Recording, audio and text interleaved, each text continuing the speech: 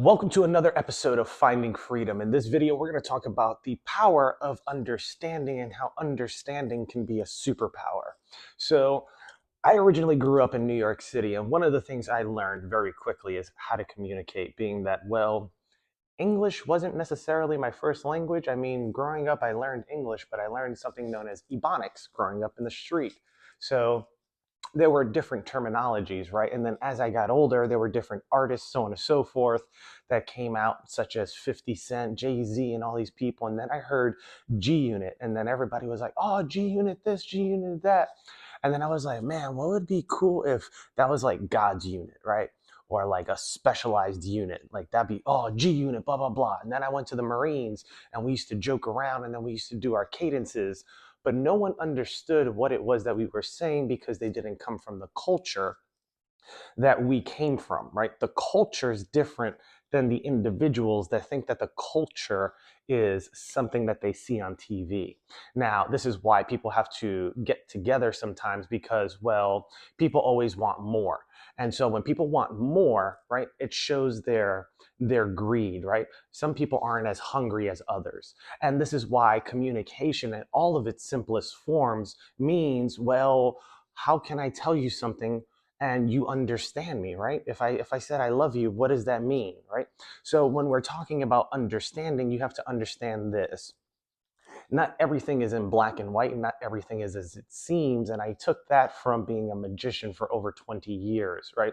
Chess, magic, and martial arts are probably the three things that I've done for more than 20 years. And I look forward to it because when I say things like, oh, a couscous, right? No one knows what a couscous is in outside of, well, cooking and magic, right? Couscous and cooking is a type of food. In magic, it means something else, as Patrick Redford.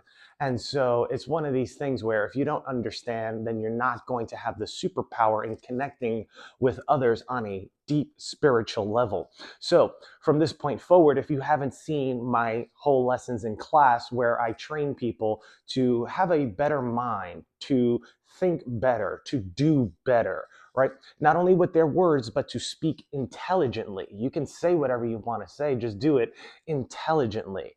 Or as they say, you can dress however you want to dress, just dress smart or dress for the occasion. If you're picking up what I'm laying down, smash that like button and don't forget to follow me for more tips like this. But think about it. You know, a lot of people say, oh, you need to slow down, you need to slow down, you need to slow down.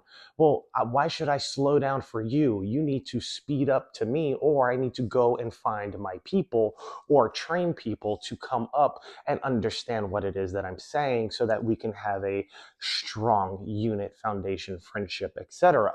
Now, what do I mean by this? Well, think about it like this. Michael Jordan, right? There was this game where Michael Jordan scored 69 points and his partner scored one. Yippee for him, right? But then Michael Jordan tried to do baseball. Michael Jordan wasn't a baseball player and he got laughed out of the MLB because his pride got to his head and he thought he could dominate on every field. And he realized that his main thing, his unique selling proposition was how good he was at this one sport, right? Just because you're good at one thing doesn't mean you're good at another thing. This is why phrases like stay in your lane, so on and so forth, come up, right? You know, don't cross lines come up, right? Because when people cross lines and they don't stay in their lane, they misconstrue certain things based upon every ideology that they have that came in through books and whatever people have told them. And they create these stories in their head. And if you ever seen class, lesson one, I draw a curved line on a board. And in psychology, they talk about when police question somebody, they have to question them in a certain amount of time before or after something happens. Why? Because as time persists, as time goes on after an accident or whatever, your brain will make up the gap in between, kind of like the color purple. The color purple does not exist. The brain actually makes it up. If you don't believe me, look up Rory Sutherland, the former CEO and chairman of Ogilvy, now works for WPP, or I think he's a freelance consultant or whatever. So you will argue with me that the color purple is real, but there are no cones, according to him, in the eye to create or see purple. So it makes it up as a color, right? Just like children when they want to say something, but You put certain parameters on them. So they say other things. Oh, I'm cooking. Put that up. Put that away. That's whack. You're capping. You have to understand the language because our enemy understands our language. The other people that learn from people, they're listening all the time and they're trying to decipher what it is that someone is saying. So if you don't know what G unit is, but somebody's over here dressed a certain way, acts a certain way, but then you don't know what a G unit is, and then you think there's something else because they might be a gangster. So let me go run to the cops and, so on and so forth because you're scared. That's one thing. But then you go and you realize, oh, he's just an outgoing person that's trying to play with words similar to what artists and rappers do. These are known as thespians. And back in the day, there were no women allowed as thespians back in the day. So men used to dress up as women. If you haven't seen Tyler Perry's Medea, you should check it out because he dresses up as a woman. Nobody has a problem with it because it's on TV, everybody knows, and it's okay.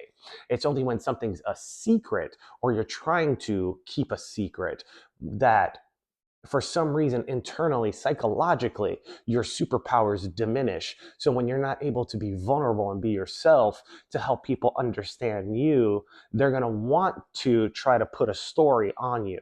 This is why understanding is a superpower. The thing is, in order to understand, you have to be vulnerable, and if you're not vulnerable with somebody, you can't truly understand them deep down, because when you become vulnerable, you create this connection. And I'll give you an example. I was in a relationship with somebody and we had a connection, right? We had a very strong connection. And at one point she forgot something or whatever. And I was like, I just know where she is. So let me drive to her job. So I drove to her job and like clockwork, I literally see her pulling in. I was like, oh, how do you like that timing? Perfect, right? And then of course, she was like, how did you know I was going to be here at this time? Blah, blah, blah, blah, blah. I said, I just knew I had to come and help you, etc., so on and so forth. Here, you forgot this at the house. And so I gave her what she needed and I left. And she thought that I like had a GPS on her, so on and so forth. It's not the first time that it's happened, but it's just something that when you actually have a connection, that love tie or whatever, right? It's one of those things where you'll be able to find, decipher, and see into the person or have intimacy with the person, because into me see, right? Nothing's impossible because, as Pitbull says, it has the word I'm possible in it. So if you don't open your mind and increase your, not just fix your focus, but your aperture, then you'll be able to see everything else, because you could be focused on one thing. However, if your aperture isn't correct, the light and the distortion is going to mess up your focus, because you're pointing and you're looking, and your perspective and the perception of what is beauty against, well, a golden ratio is misconstrued. So if you want to take the best pictures, understand the golden ratio, understand why there's a grid on a camera, and then play with that, because everything breaks down and everything is connected and everything adds up. You just have to take the time to understand. And then from there, you have a superpower. And from there, well, you get to meet the world. So till next time, my friends, have a great day. And if you have any questions on this, by all means, please leave them down in the comment section. Oh, and for some of the people out there, lesson 16, I think it is, that we're on for a class is coming soon. We're going to talk about the art of paying it forward, which I like to call Christmas. Take care. God bless. Have a great day.